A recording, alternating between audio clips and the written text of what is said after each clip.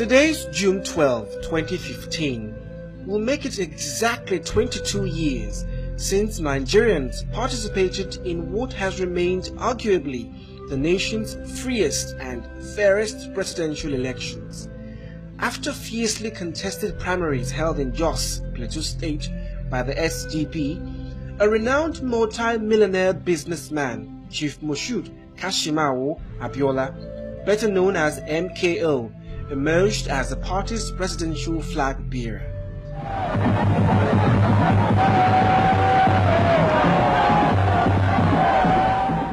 His opponent was a little-known Kano businessman, Alhaji Bashir Tofa, who flew the flag for the NRC. Abiola took what was then considered a political risk. He picked Ambassador Babagana Kingibe, a fellow Muslim, as his running mate. Several events followed in quick succession. The country witnessed the most robust election campaigns and mobilization of the electorate to participate in the process.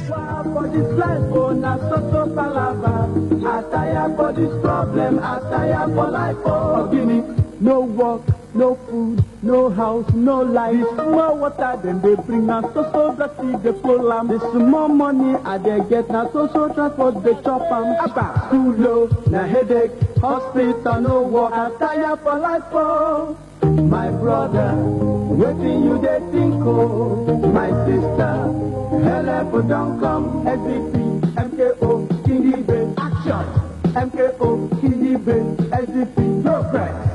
Abiola na the logo, SDP na the party to solve our problem and better our life. Oh, MKO, MKO, MKO, action.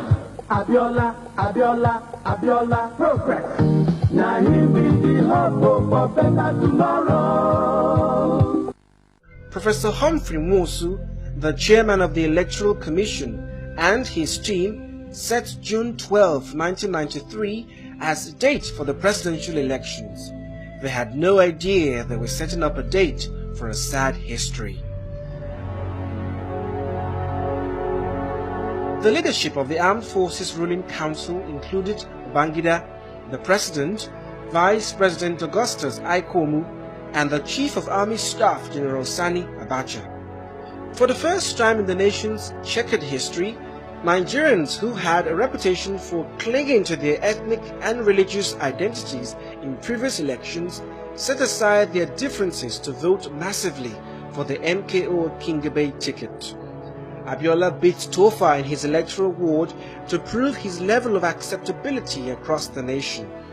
No sooner had the NEC begun a state-by-state announcement of the election result, behold, the worst happened. The military head of state, Ibrahim Babangida, announced the annulment of the elections. In a speech on June 26, 1993, he cited electoral malpractices such as rigging and vote buying as reasons for his actions. It is true that the presidential election was generally seen to be free, fair, and peaceful. However, there was in fact a huge array of electoral practices virtually in all the states of the Federation before the actual voting began. The world was stunned. Nigerians were enraged. This set the stage for the forced exit of Ibrahim Babangida, the self-styled evil genius. Street protests and organized civil disobedience became a daily routine. Babangida eventually, due to both national and international pressure, stepped aside on August 26, 1993 and set up the Chief Ernest Shonekan-led interim national government with a mandate to run government and organize fresh elections. The protests continued. Abacha, who was left behind to stabilize Shonekan's administration, shoved it aside on November 17, 1993 and took over the reins of government. The struggle for the actualization of the people's mandate continued unabated. Scores of Nigerians were killed as the military cracked down on protesters. Many went in exile, and more were jailed for daring to stand up to the military. The presumed winner of the elections, Chief MKO Abiola, erroneously believing that General Sani Abacha would do the right thing by restoring his mandate, encouraged some of his lieutenants to participate in the Abacha administration. little did he know Abacha had ambitious plans of his own.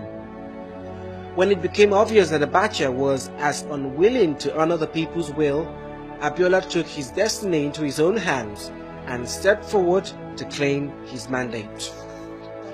On June 11, 1994, Abiola declared a government of national unity at Ekpedeto in Lagos in a speech titled "Enough is Enough."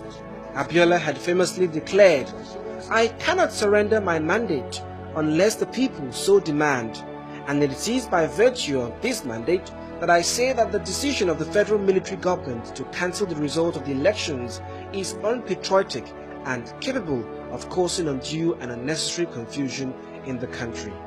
This bold and dogged move led to his arrest and a tragic death after drinking what many have called a deadly cup of tea.